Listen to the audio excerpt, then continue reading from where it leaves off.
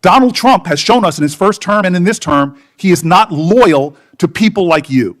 He will cut you loose. If the FBI, under my 7-month leadership, were failing this administration in this country, why do we have 23,000 violent felons arrested this year alone? You may be the charge of the I'm FBI. not going anywhere. I am not afraid of you, Mr. Chairman. Not afraid of you. I think this might be your last oversight hearing.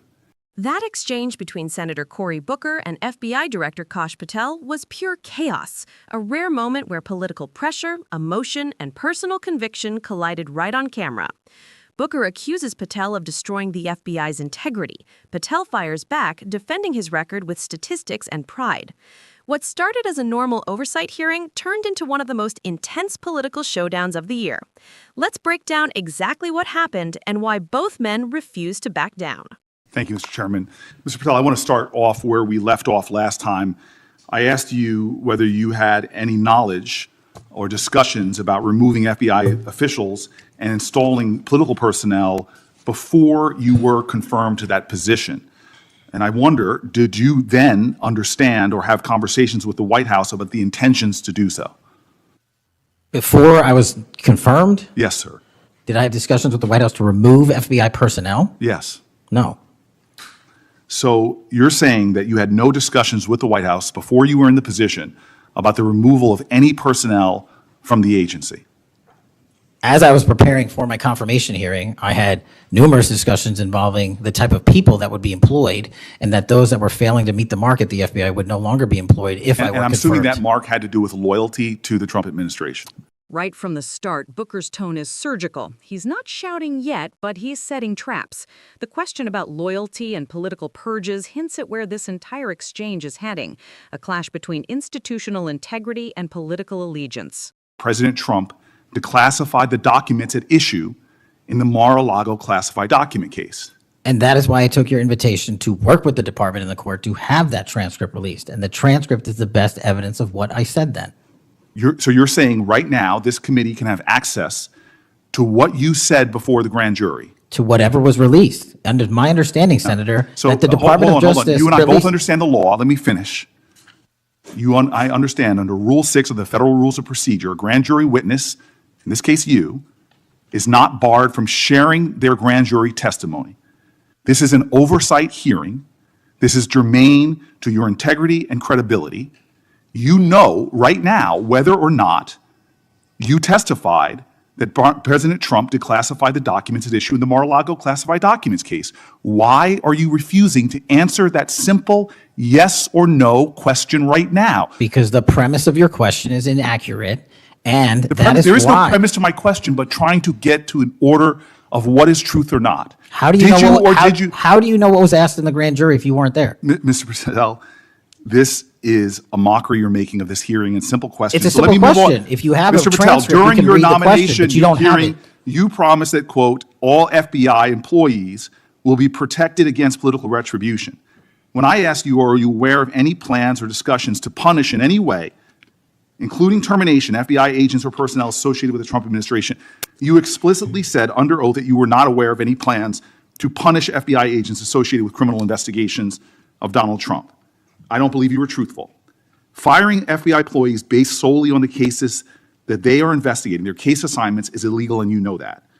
A new lawsuit that's been discussed numerous times, filed by 3 FBI officials, alleges that you carried out Donald Trump's campaign of retribution, in quotes, against FBI employees for, quote, failure to demonstrate sufficient political loyalty.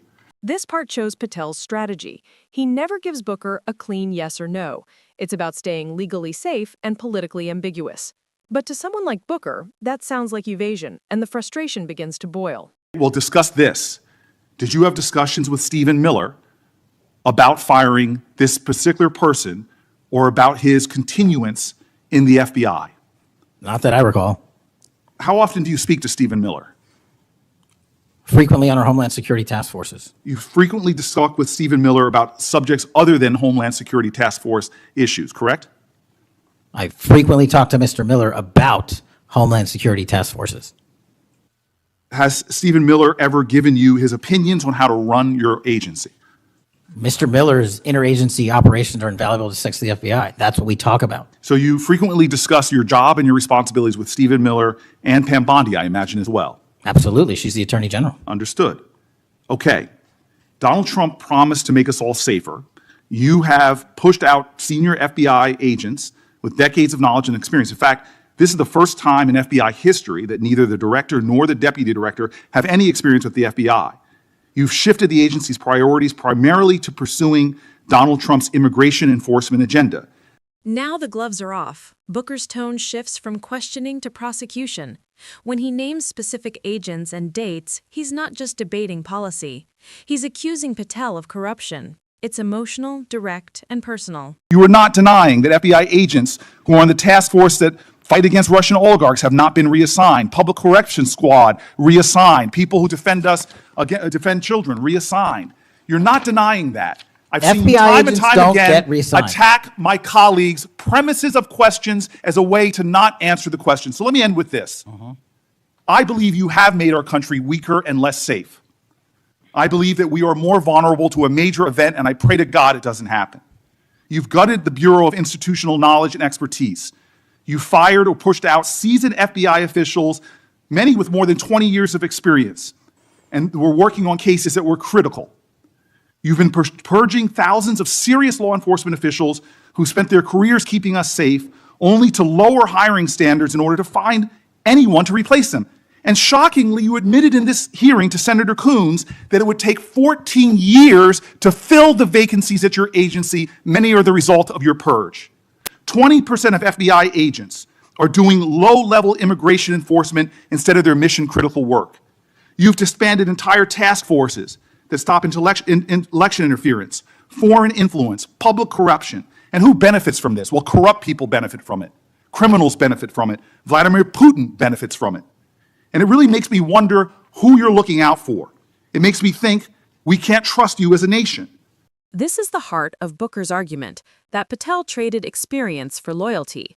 The emotional appeal here works because it's not about numbers. It's about safety, children, and public trust. Powerful triggers for any audience. We're more vulnerable to domestic and foreign attack because of your failures of leadership. I don't think you're fit to hand the Bureau. But here's the thing, Mr. Patel. I think you're not going to be around long. I think this might be your last oversight hearing. Because as much as you supplicate yourself to the will of Donald Trump and not the Constitution of the United States of America, Donald Trump has shown us in his first term and in this term, he is not loyal to people like you. He will cut you loose. This may be the last time I have a hearing with you because I don't think you're long for your job. But I'm going to tell you this. I pray for you. I pray for you that you can step up and defend your oath, defend the Constitution, and do a much better job of defending this country. This is the speech everyone will remember. Emotional, furious, and filled with righteous anger. Booker's final words feel like both a warning and a prophecy.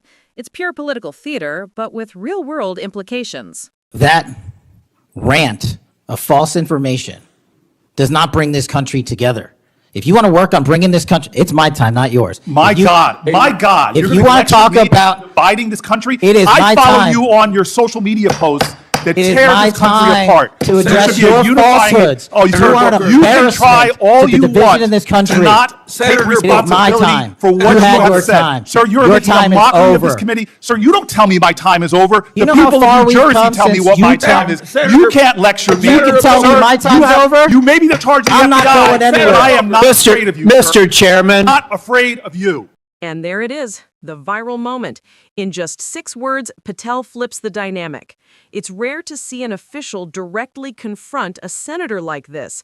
The tone in the room changes instantly, from authority to open defiance. I asked Patel not to respond, and I was going to give him some time after the senator's time was up to respond, and he has the privilege to do that uninterrupted. Mr. So Chairman, one point of Go order. ahead, Mr. I've Patel. watched him talk over us, and you've never once criticized him for us not even being able to get our questions out. Well, He has been rude and disrespectful to senator after senator. And when the senators were not giving him a chance to answer, I didn't stop the senator either. Go ahead, Senator. Thank you, Mr. Chairman. If the FBI, under my 7-month leadership, were failing this administration in this country, why do we have 23,000 violent felons arrested this year alone? A a double increase from that time last year? Why is it that we have seized 6,000 weapons? Why have we found 1,500 child predators and arrested them? Why have we have 300 human traffickers in jail? Why have we found and identified 4,700 children? Why have we seized 1,600 kilograms of fentanyl, enough to kill a third of the American public? After all the emotion, Patel's comeback is pure logic. Numbers, stats, achievements. It's his way of reclaiming credibility. You can almost feel him trying to turn the narrative from personal attack to performance proof. A 25% increase alone from last year. 88,000 kilograms of cocaine seized, 7,000 kilograms of meth seized, and that's just on our criminal operations in summer heat. How is it possible that we're taking 8 kilograms off the streets of the cities in New Jersey and preventing the deaths of 607,000 people this year alone, a failure of the FBI and my leadership? How is it that we have counterintelligence arrests already this year exceeding the numbers from the entirety of last year? 33% increase in PRC, 83% in Russia, 60% in the CI space as it relates to Iran, and we haven't even talked about CT, the southern border, the northern border. Before Senator Cruz, I kind of feel like a broken record today. All this interest in FBI termination, yet my colleagues showed no intent or interest in. This hearing wasn't just about FBI management. It was about something much bigger: power, trust, and truth in American politics. Cory Booker came in ready to expose what he sees as political corruption inside the FBI. His words, especially, "I think you won't be around long," carried both anger and warning.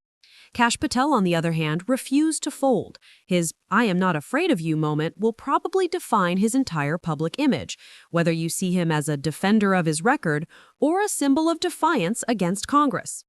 What's fascinating is how both men believe they're fighting for America, just in completely opposite ways. So what do you think? Was Booker right to call Patel out for political loyalty? Or was Patel right to stand his ground and defend his results? Drop your thoughts below. Do you see courage, arrogance, or truth in that exchange? Let's talk about it.